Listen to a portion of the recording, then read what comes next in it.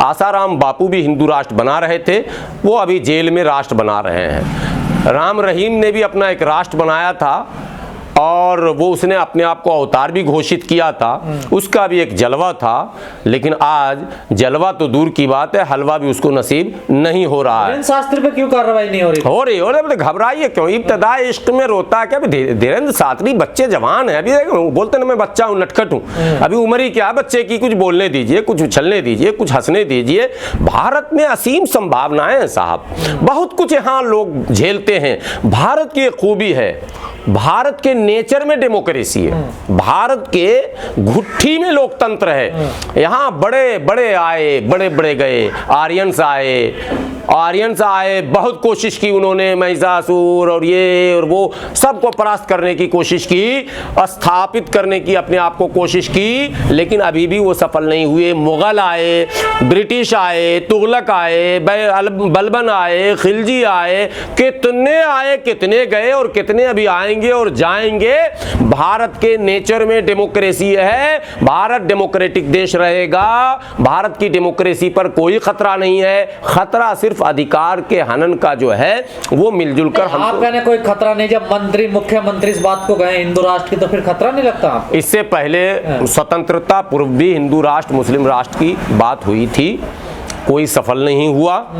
और आज पहली बार ये हिंदू राष्ट्र की बात सिर्फ धीरेन्द्र शास्त्री ने नहीं उठाई है भाई, बड़े बड़े दिग्गज नेताओं ने राम मंदिर आंदोलन के समय में जब जय श्री राम का नारा चला तो हिंदू राष्ट्र की भी बात हो रही थी।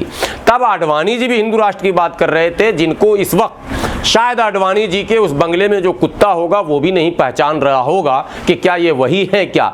लेकिन एक जलवा था, जो हिंदू राष्ट्र, आडवाणी वो चेहरा थे जिसके सामने आज मोदी जी भी वो स्थान प्राप्त नहीं कर सके हैं। हालांकि मोदी जी बहुत लोकप्रिय हैं, मगर जो आडवाणी जी का उभार आया था वैसा तो किसी का नहीं आया था। लेकिन आज आडवाणी जी कहाँ हैं, क्या खा रहे हैं, कहाँ किस हाल में, किसी को खबर है क्या? भारत में नहीं है ना। इसलिए मैं कह रहा हूँ ये सब माने तात्कालिक है, ये माने क्षण भर का मामला है।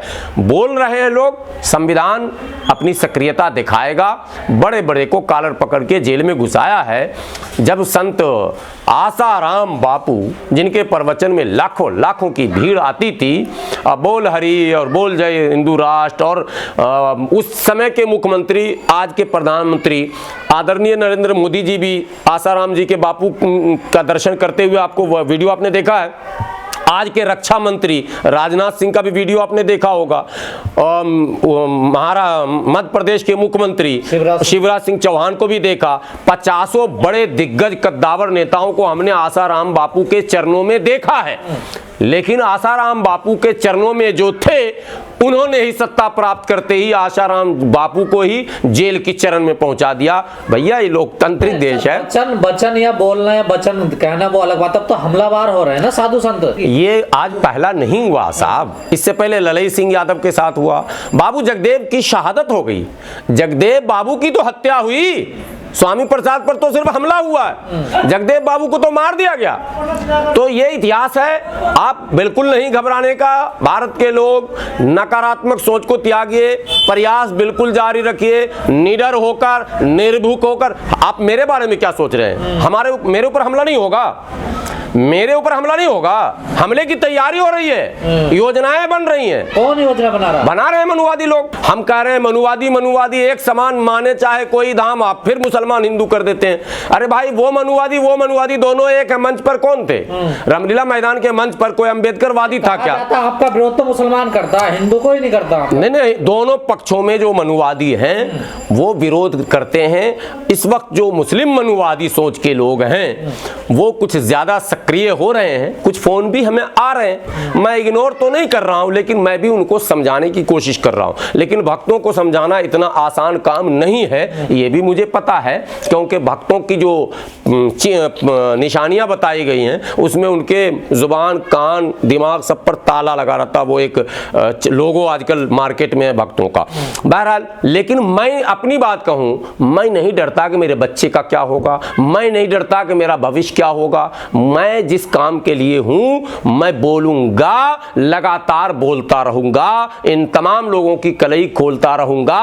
लोग मेरी बात सुने ना सुने, लोग मेरी बात माने ना माने, ये लोग हम पर हमला कर दे या हमारी जान ले लें, उससे कोई लेना देना नहीं है। और यही मैं अपने उन साथियों से, उन प्रोफेसर से, उन लेक्चरर से, उन स्कॉलर से कहता हूं जो अंबेडकरवादी मूवमेंट, जो संविधानवादी मूवमेंट चला रहे हैं, जो समाजवादी मूवमेंट चला रहे हैं, उनसे मैं कहता हूं कि आप भी निडर होकर, भविष्य की चिंता को छोड़कर, कौन सुनेगा कौन नहीं सुनेगा ये छोड़कर, कौन मानेगा कौन नहीं मानेगा ये छोड़कर, अपनी बात लगातार डंके की चोट पर कहते रहिए।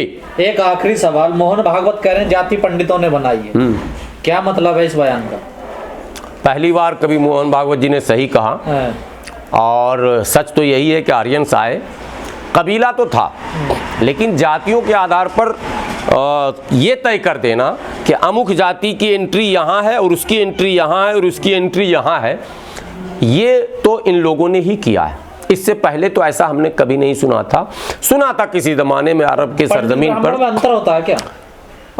पंडित ब्राह्मण में अंतर तो है, लेकिन भारत में जो परिवेश है, आम शब्दों में जो भाषा है, वो ब्राह्मण को ही लोग पंडित जी कहते हैं। लेकिन अगर हिंदी शब्दकोश में देखेंगे तो ब्राह्मण एक जाति है, पंडित एक उपाधि है। पंडित कोई भी बन सकता है, लेकिन दुर्भाग्य से पंडित कोई बन इसलिए नहीं सकता कि वर्ण व्यवस्था में ये तय कर दिया गया कि ये पुस्तक पढ़ेगा फलां। और आपको अफसोस होगा, जिस इस्लाम ने इन तमाम वर्ण व्यवस्थाओं को लात मार कर ख़त्म किया, वहां भी मौलानाओं का ये कथन, मौलानाओं का यह बयान आता, हदीस पर गुलाम सरवर बात करेगा, उसकी औकात कुरान पर बात करेगा, मतलब पूछिए उनसे क्यों?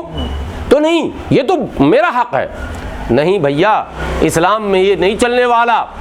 इस्लाम कहता है सब पढ़ो, सब बढ़ो, सब समझो, और कुरान एकदम आसान किताब है, इसको सब पढ़िए, सब समझिए, सब बढ़िए। किसी का इस पर कोई मालिकाना हक नहीं है। कुरान पूरी इंसानियत के लिए है, अल्लाह सबका है, नबी सबका है, हदीस सबके लिए रहा है, और नबी की जिंदगी सबके लिए है, किसी का कोई कॉपीराइट नहीं। अम्बेडकरवादी करें ब्राह्मणों ने बनाई है जाति, पंडितों ने नहीं बनाई। वो बात घुमाकर इधर से पकड़िए, उधर से पकड़िए, बात वही है। कान को जिधर से घुमाइए, पंडित इक्वल टू ब्राह्मण, ब्राह्मण इक्वल टू पंडित, और कुछ ये लंबा करने का नहीं है। मोहन भागवत जी पल्ला झाड़ने में के चक्कर में मोहन भागवत जी असल में फंस गए, तभी तो उन्होंने मदनी साहब का सहारा लिया है, तभी तो ये माहौल चेंज हुआ है। अब तक तो बहस स्वामी प्रसाद मौर्य और प्रोफेसर चंद्रशेखर और क्या कहते हैं इन सब लोगों पर चल रहा था। अचानक बहस जो बदला है, ये ऐसे नहीं बदला भाई, कहीं तो कुछ है खेल जिसकी वजह से ये सब कुछ हुआ है।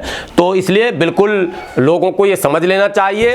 और सुनिए, मेरे विषय में भी लोग कहेंगे, एक और प्रचलन है जो आम व्यूवर को समझना चाहिए। जब आप कुछ कड़क बोलेंगे, सही बोलेंगे, सद के बोलेंगे, निशाना सही आपका लगेगा, तो आपको भी आरएसएस का एजेंट घोषित कर दिया जाएगा। और ये पूरी मंडली लग गई है ये कहने में कि गुलाम सरवर भी आरएसएस का एजेंट है।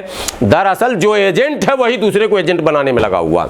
देश संविधान से चलेगा, संविधान में अभिव्यक्ति की स्वतंत्रता है, उसका लाभ लोग ले रहे हैं, उसका एक दायरा है, उस दायरे को, उस सीमे को अगर कोई लांघेगा, संविधान खुद उसको बाध्य कर देगा, उस पर कार्रवाई होगी। ये छोटे मोटे जो निकले हैं नए फतिंगे, ये आज नए निकले हैं।